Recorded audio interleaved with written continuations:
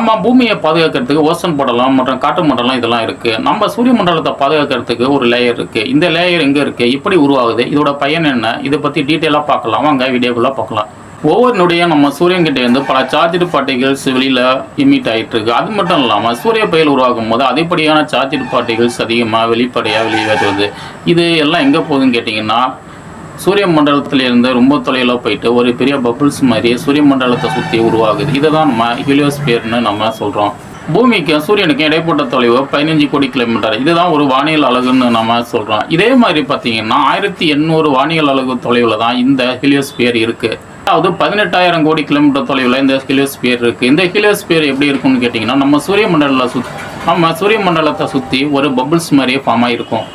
இந்த பபிள்ஸ் மாதிரி ஃபார்ம் ஆகிருக்கிற இந்த ஹீலியோஸ்பியரில் அதிகமான சார்ஜ்டு பார்ட்டிகல்ஸ் அதிகமாக இருக்கும். இந்த சார்ஜ்டு பார்ட்டிகல்ஸ் என்ன பண்ணுன்னா, இன்டர்ஸ்டெல்லார் ஸ்பேஸ்லேருந்து வரக்கூடிய ரேடியேஷனை ரொம்ப மண்டலத்துக்குள்ளே வராமல் தடுத்து நிறுத்தும்.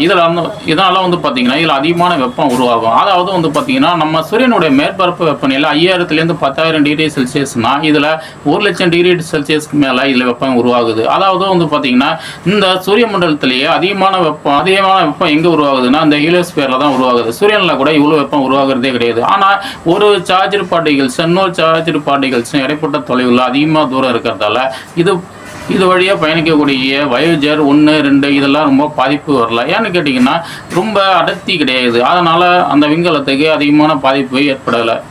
ஹீலியோஸ்பியர் மட்டும் இல்லைன்னா நம்ம பூமியில் உயிரினங்களை வாழ்ந்திருக்க முடியாது. ஏன்னு கேட்டிங்கன்னா, இன்டர்ஸ்டெல்லார் ஸ்பேஸ்லேருந்து வரக்கூடிய ரேடியேஷனை அதேமாதிரி காமா ரே, ஆல்ஃபா ரே எல்லாமே பார்த்தீங்கன்னா தடுத்து நிறுத்தி இன்டர்ஸ்டெல்லார் ஸ்பேஸ்லேயே திரும்ப ரிட்டனில் ரிஃப்ளெக்ட் பண்ணிடும். இதனால் பூமிக்கு வரக்கூடிய ரொம்ப ஆபத்தான கதிர்வீச்சல்லேருந்து ரொம்ப பாதிப்புலேருந்து தடுக்கப்படுகிறது. அதாவது பார்த்தீங்கன்னா, இன்டர்ஸ்டெல்லார் ஸ்பேஸில் பார்த்தீங்கன்னா நியூட்ரான் ஸ்டார் இருக்குது, அதாவது காமா ரே பஸ்ட் இருக்குது. இதில் பார்த்தீங்கன்னா அதிகமான ரேடியேஷன் இருக்கும். இந்த ஒரு ரேடியேஷன் நம்ம பூமியை தாக்குனாலே போதும், நம்மளுடைய மண்டலம் ரொம்ப அழிஞ்சு ஸ்கூனூராக மாறிடும். இதனால் எங்கள் உயிரினங்கள் வாழ முடியாத ஒரு சூழ்நிலை உருவாகிடும்.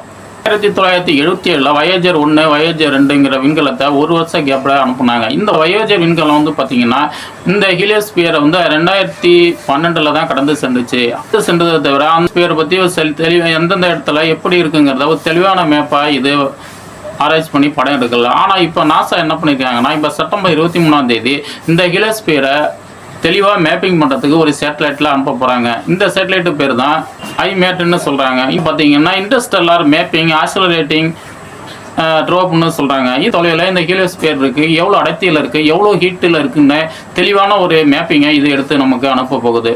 இது மட்டும் இல்லாமல் இந்த விண்வெளியில் ஏற்படக்கூடிய காலநிலை மாற்றங்கள் மற்றும் அதோட ரேடியேஷனை தெளிவாக இது ஆராய்ச்சி பண்ணி நமக்கு எடுத்து கொடுக்க போகுது. இதனால் பார்த்தீங்கன்னா இன்டர் பிளானட்டரி மிஷனுக்கு ரொம்ப யூஸ்ஃபுல்லாக இருக்கும். அதாவது செவ்வாயில் மனிதன் குடியேறதுக்கும் நிலவில் மனிதன் ட்ராவல் பண்ணுறதுக்கும் ரொம்ப இந்த டேட்டாக்கள் நமக்கு யூஸ்ஃபுல்லாக இருக்கும். இது போன்ற பயனுள்ள விண்வெளி தகவல் உங்களுக்கு பிடிச்சிருந்ததுன்னா நம்ம சேனலை சப்ஸ்கிரைப் பண்ணுங்கள், ஃபாலோ பண்ணுங்கள், ஷேர் பண்ணுங்கள். நன்றி, வணக்கம்.